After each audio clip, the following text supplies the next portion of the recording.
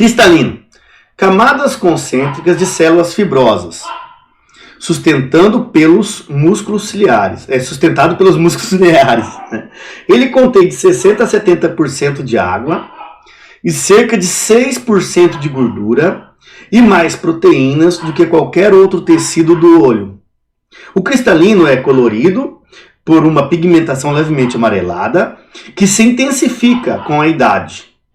Ele absorve aproximadamente 8% da luz visível, com absorção relativamente maior nos comprimentos de ondas mais curtos. Então, essa parte de comprimento de onda também é importante, que o nosso objeto dos nossos próximos encontros será as ondas eletromagnéticas, né? Onde a gente vai falar da luz como onda, tá, gente? Então, olha só que tem a ver também, né? A absorção, né, da luz também depende do material, da cor do material. Então, a gente vai ter um espectro de onda onde a gente tem maior transparência ou menor transparência. Então, aqui mostra que ele absorve 8% da luz visível, né? Então, o nosso cristalino não é totalmente transparente, tá? E tem uma maior absorção nos comprimentos de ondas mais curtos. No futuro, a gente vai ver o que é um comprimento de onda, né? O que é uma frequência, o que é uma energia, etc. Tá? Então, o cristalino não é totalmente transparente, né? Isso que é legal, tá? Ele é feito de material aí, biológico, né? Orgânico, né? A gente até fala aqui, né? Água, gordura, proteínas, né? Tem mais proteínas que qualquer outro tecido do olho. Então é bem legal, tá? Bom, essa parte do olho humano, então, lá atrás do olho, né? Então vamos ver se eu coloquei aqui. Opa, não, a gente vai ver daqui a pouco. Então, na parte de trás do olho, né? A gente vai ver daqui a pouco, a gente tem também a parte né? A parte dos sensores, né? Que vão... Esse é o tecido, a retina, né? É a parte do sensor, onde estão alojados os sensores biológicos que vão sentir a luz, identificar e mandar para o nosso cérebro, né? Então nós temos um pedaço do tecido, um corte do tecido, né? Então temos uma membrana limitante interna, os axônios, ó, que são esses caninhos, né? Esses tecidos aqui, células de Miller. Professor, o que é isso, gente? Você tem que voltar lá para biologia, não lembro não. Né? Célula ganglionar, aqui, né? Célula amácrina, nossa senhora, nome difícil. Célula bipolar, essa que tem que tomar cuidado, né? Porque essa bipolar acontece, ela pode estar legal com você agora e te ferrar depois, né? Brincadeira. Célula bipolar. Ó, célula horizontal, por que será que chama célula horizontal? Fiquei curioso. Né? E o que interessa pra gente aqui, né? Tudo interessa pra gente, na verdade, mas o que aqui a gente vai pegar mais sério é nos bastonetes e nos cones, tá, gente? São eles que interpretam, então, né? Sentem, são excitados com a luz, tá? E o epitélio pigmentar aqui, né? Que é a parte de baixo, que é a última parte desse tecido, tá bom? Continuando, né? A retina de cada olho contém 6 milhões de cones, tá, gente? Isso aqui em média, tá? 6 milhões. Lembra que eu falei que os cones são mais interessantes? É a maioria concentrada em uma região denominada fóvea, tá? Então eles estão na fóvea, então tá aqui os cones, olha o formatinho do cone aqui, tá? E 120 milhões de bastonetes, tá? Aqui, ó, tá os bastonetes, olha como que eles são. Tá? Poucos deles localizados na fóvea, tá? Então a gente tem os cones localizados, a maioria na fóvea, já os bastonetes possuem a mesma quantidade na fóvea, mas estão espalhados lá pela retina. Bom, vamos pegar melhor aqui como que funciona então as características da retina, né? Então olha só, nós temos os bastonetes, né? São os discos, né? Olha o formato dele aqui, por isso que são discos em formato de bastão. Então a gente consegue ver aqui como que eles são, ó, né? O formato dele. Então esse aqui é um bastonete, tá? E do lado aqui nós temos o cone, né? Então olha o formatinho dos cones aqui, segmento externo, né? tem os cílios, núcleo, e aqui temos o sentido da propagação da luz. Ó. Então ele vem aqui, bate, né? Aqui nós temos o epitélio lá do olho, tá bom? E nós temos então que são identificadas as cores, né? Então a gente tem aqui, ó, nos cones identificam as cores. Então temos aqui, ó, temos a luz vermelha, então nós temos identificação da luz verde e da luz azul. Quando ele mistura e manda para o cérebro mistura tudo e nós temos então o colorido, né? A nossa visão. Aqui o cérebro interpreta e forma então a imagem no nosso cérebro. Então a detecção aí das cores, tá bom? Então, ó, então aqui nós temos um exemplo da luz entrando no olho, ó. Tá vendo esse quadradinho aqui, ó? Então tem um corte aqui, a gente chama de retina, né? Um corte do tecido da retina. E a gente consegue ver então com mais detalhes como que funciona. As células nervosas, né? Aquelas que que às vezes, né, te estressa quando vem muita luz. Então temos aqui o tecido, esse corte que foi feito, tá feito um zoom. Células nervosas, os fotorreceptores, os cones, os bastonetes, células pigmentares, coroide e a esclera, tá bom? Então a retina, membrana onde estão as células fotorreceptoras, onde ocorre o primeiro estágio do processamento das informações visuais. É na retina que encontramos o ponto cego e a fóvea, tá? O olho humano, né? Então nós temos os cones e os bastonetes, né? Vamos falar melhor dos bastonetes. Permitem a visão para intensidades luminosas muito pequenas. Noite, crepúsculo, né? Então, os bastonetes, ele pega aquele tom de cinza, tá, gente? Aquele cromático. Porém, recebe apenas impressão de luminosidade e nenhuma impressão cromática, tá? Então não tem cor, tá? Os objetos coloridos aparecem sem cor no escuro. Aí vem a expressão, né? No escuro, todo gato é pardo, né? O pessoal fala assim, quem compra carro, ou quem tem pai aí que compra carro, tal, mãe, primo, vai saber que nunca se vai ver um carro para comprar no escuro, que a gente não consegue ver os detalhes, porque quem pega a maior parte das coisas, né, dessa luminosidade, são os bastonetes. O engraçado dos bastonetes é o seguinte, ó, os bastonetes contêm uma substância sensível à luz, tá? Então ele tem uma substância química sensível à luz, a púrpura ocular, que se decompõe com a ação da luz, tá? Então, quando a luz bate, ele pega a impressão dessa luminosidade, transforma em imagem, né? Depois manda através do nervo óptico para o cérebro e transforma em imagem. Só que ele se degrada, ele se decompõe. E depois o nosso corpo regenera ele, né? Então a gente precisa do escuro para ter uma regeneração dessa substância, tá bom? Então a gente precisa ficar um tanto de tempo com o olho fechado, porque senão a gente começa a ter problema em visualizar esse tipo de imagem. Já os cones, ó, permitem a impressão colorida, a gente acabou de ver lá atrás, né, como funciona. Ele monta as cores, o cérebro nosso soma tudo e monta a imagem, tá? Média e grande, né? Então a gente precisa de claridade média e grande para a gente ver as cores com nitidez, tá, gente? Quando a gente tem baixa claridade, os bastonetes ajudam a gente. Já quando a gente tem alta luminosidade, a gente precisa de, né, uma alta claridade, média claridade para ver essas cores, né? Isso é chamada de visão diurna. Se o limite sensível é aproximadamente 1000 vezes mais alto que os bastonetes. Então ele tem uma sensibilidade 1000 vezes mais alta em cores, tonalidades, etc. Só que ele precisa de luz. Tá? Então aqui nós temos o olho humano, olha só como funciona, né? Então nós temos aqui o nervo óptico, as lentes, ó, né? Córnea, né? Então aqui nós temos o cristalino, córnea, íris, ó. Retina, né? Retina onde está aquele tecido que vai fazer a captação das imagens, onde estão os cones e os bastonetes. Como que vai funcionar isso aqui? Só para vocês terem uma ideia. Então, um olho normal, né, gente? Então, nós temos aqui um corpo, um objeto. Esse objeto manda luz. Ele pode mandar a luz reta, passando pelo centro da lente. Não é isso? A gente já aprendeu isso, né? O que ele vai fazer? Ó?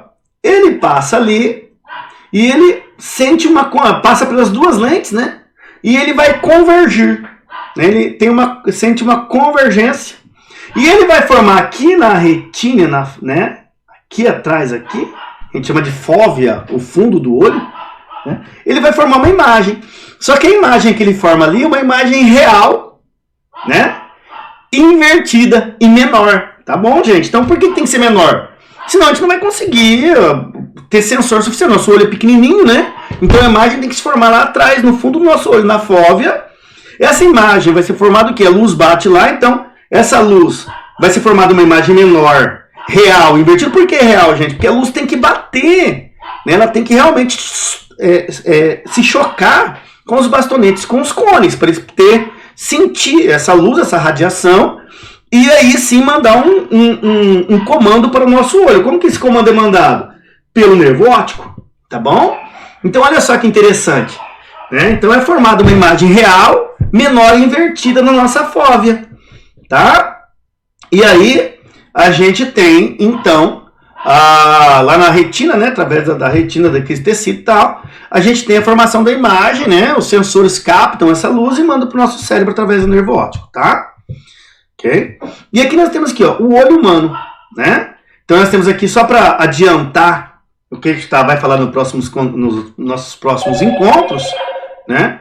Então ele tem baixa frequência, então são chamadas luzes ultravioleta, violeta, verde, amarelo, e as de quer dizer, desculpa, gente, alta frequência, né? É que eu estou olhando aqui para o comprimento de onda, tá? Alta frequência são os UVs, né? O violeta e etc. A gente vai diminuindo a frequência, né? Por isso que chama ultra. Ultra é de grande frequência. E baixa frequência, né? Então a gente vai diminuindo a frequência da luz. Então a gente tem o infravermelho. O que é infra? Infra é uma coisa menor. Então, infravermelho, vermelho, laranja. Né? Só que o comprimento de onda, né? Quando a frequência é alta, o comprimento de onda é menor. Né? Quando a gente vai aumentando, diminuindo a frequência, o comprimento de onda vai aumentando. Esse aqui é o objeto dos nossos próximos estudos, tá? Bom, o que importa para a gente? A sensibilidade do olho humano. O globo ocular possui na sua estrutura anterior uma parede transparente às radiações eletromagnéticas, tá? Então tem uma parede transparente, luz colorida, com um comprimento de onda entre 380 e 780 nanômetros. Então, a nossa sensibilidade ele vai do azul até o vermelho, tá, gente? Então, isso aí é o espectro de luz visível, tá? Simplesmente isso. Né? Isso é o que a gente chama de luz visível, que o nosso olho tem essa sensibilidade, né? Entre 380 e 780 nanômetros. Então, 380 aqui, né? Abaixo disso é o ultravioleta. Então, do violeta até o vermelho. Acima disso é o infravermelho. Quando eu falo acima e abaixo, eu estou me referindo ao comprimento de onda, tá, gente? Ok?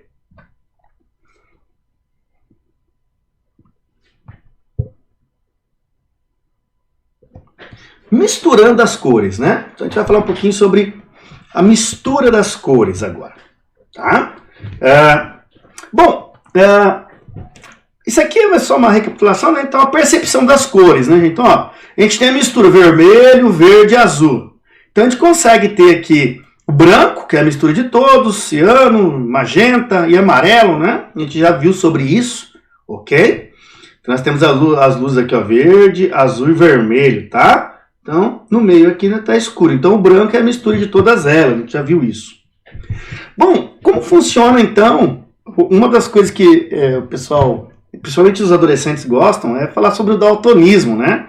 Então, gente, ó, quem tiver interesse, eu deixei um testinho sobre o daltonismo num outro vídeo, né? Geralmente aqui do lado, aqui, ó, né? Aparece, eu estou aprendendo ainda a fazer isso, mas aqui do lado tem um lugarzinho para você clicar. Nesse momento, que vai ficar ali por um certo tempo, você vai ter acesso a esse outro vídeo, tá bom? Mas vamos continuar aqui, né? Até olha, legal lá, bem legal mesmo, tá, gente? Os testes que tem lá. Então, daltonismo. Defeito pelo qual não se distingue uma ou várias cores, tá? Ela está relacionada com o sistema de interpretação das cores. O tipo mais comum daqueles que têm dificuldade de distinguir entre o verde e o vermelho. Então, do daltonismo, né? Então as pessoas têm dificuldade em ver algumas cores. Se tem dificuldade de ver algumas cores, essas cores não são enviadas para o cérebro e o cérebro não coloca. Então eles veem outras cores em vez do que nós vemos. Quando o daltonismo é muito severo, a pessoa não vê cor nenhuma. A gente chama de cego de cor, né? Quando a pessoa tem... ele enxerga, né? Tem a visão zero. Mas não é visão zero porque ele é cego. Ele é visão zero porque ele não enxerga a cor, né? Nesse caso, tá bom? Então, o mais comum é quando a pessoa tem dificuldade em ver o verde e o vermelho, tá? Se você quer fazer um teste, mais uma vez, o vidinho tá aqui da lateral. Bom, daltonismo, ó. Então, olha aqui, tem um dos exemplos lá no nosso vídeo, são várias dessas fichas. Então, ó, eu tô vendo aqui o número 74, tá ok? Ó, 74. E você, que número tá vendo? Aqui eu tô vendo, acho que 50, aqui tá menor, que fica ruim até para quem enxerga bem, tá? 58, 18, aqui um 17, né? Nessa parte, agora nesse aqui eu não tô enxergando porque tá muito pequeno, mas tá aparecendo uma letra... Não, aqui tá muito pequeno. Lá as fichas estão maiores, tá, gente? Então fica mais fácil de você ver. Porque quando a ficha tá muito pequena, pode você achar que tá com problema visual e não tá, né? Simplesmente a pigmentação tá muito pequena ali, o teste é muito pequeno, então fica difícil, tá? Então volta lá, tem um vídeo lá só sobre teste. Mas... aqui a gente só quer explicar o que é, né? As pessoas de visão cromática normal não terão dificuldade em ver o número 74, tá bom? Então aqui, ó, 74. Já as pessoas parcialmente cegas ao vermelho e ao verde verão o número 21. Então se você está vendo o 21 aqui, né? Pode ser que você seja parcialmente cega, mas a gente fala não é cega, né, gente? Aqui a gente fala cega de vermelho e ao verde, tá bom? Então se você tiver algum problema isso aí, você tá vendo o 21. Então é esse tipo de teste que a gente gosta. É até legal, né? Fazer com a família, etc. Aí, ó, visão normal. Gente, se você é daltônico, você não tá vendo isso, né? É complicado, né, gente? Vai lá. Então, ó, visão normal, ó, tá vendo? Abacate verde, maçã avermelhada, essa aqui, uma laranja. Daltonismo verde. Olha só, o cara só vê isso aqui, ó. Olha só, tudo verde, tá bom? Daltonismo azul, o cara não enxerga azul, ó. Tudo meio verdeado e vermelho, ó. Daltonismo vermelho, ó. O cara tá vendo essas cores aqui, ó. Tá? Então esse aqui na mesma... porque não tem nada azul ali, então o verde e o vermelho fica muito parecido, né? Ok, gente? Bom, vamos lá agora continuar.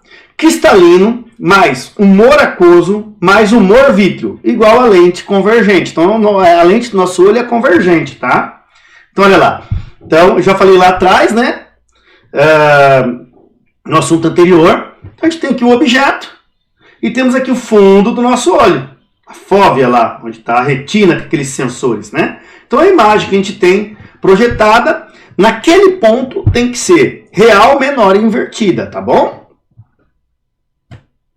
Né? Somente imagens reais podem ser projetadas, tá? Porque o nosso olho, né, o sistema óptico do nosso olho são lentes convergentes. O olho humano é acomodação visual. Processo que permite que a imagem de objetos diferentes afastados do olho se formem sempre sobre a retina. Então, às vezes, você tem o objeto em várias posições de distância do seu olho. Só que a imagem real tem que ser projetada sempre no mesmo lugar. Concordam comigo? Porque senão a gente não vai ter uma imagem nítida do que a gente tá olhando.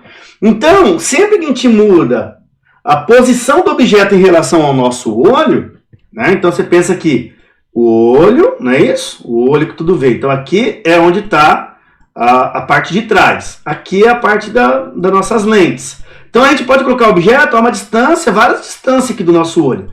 O objeto tem que ser sempre formado no mesmo lugar. Ou, quer dizer, desculpa, a imagem sempre formada no mesmo lugar. Então a lente aqui na frente do nosso olho tem que ter uma acomodação visual para poder regular isso aí. O nosso cérebro faz isso quase que automaticamente, né? Ok? Esse processo é realizado pelo cristalino com auxílio dos músculos ciliares, tá? Neste caso, o foco é variável, né? Então lembra lá das dióptras, né? Então a divergência é variável, tá bom? Ele está entre lá por mais ou menos 14 e pode ser mais ou menos 3,5, não é isso? A zona de acomodação estende-se ao ponto remoto até o ponto próximo, né? Vamos ver se tem aqui o que é ponto remoto. Ah, tá. Ponto remoto. Ponto para o qual a vista conjuga imagens nítidas sem nenhum esforço de acomodação. Então, ponto remoto a gente tem é quando a gente tem uma distância suficiente para que a imagem se forme no fundo dos nossos olhos, lá onde tem os sensores, né? Sem que faça esforço, sem que haja acomodação visual, sem que haja esforço do cristalino. Tá? Os músculos ciliares estão relaxados e o cristalino assume a distância focal. Assume a distância focal que ele tem mesmo. Ver o máximo sem forçar. É isso, ponto remoto. A gente vê o máximo, a melhor qualidade, sem forçar os olhos, tá bom?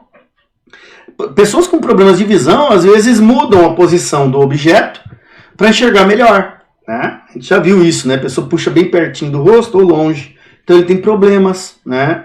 Que tem que mudar o foco, mudar o cristalino, né? O formato do cristalino para poder enxergar um pouco menor. Ponto próximo. Ponto para o qual a vista conjuga imagem nítida com o máximo esforço de acomodação.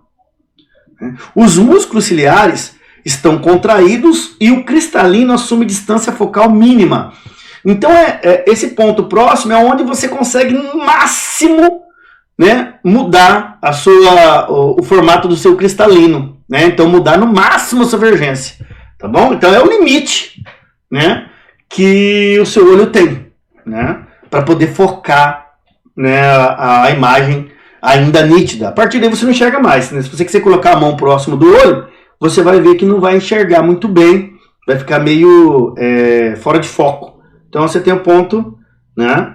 Você tem o ponto próximo de acomodação aí, tá bom? Você pode forçar o olho, vai forçando, que chegou bem perto, você não vai enxergar mais. Ponto próximo. Tá joia, gente?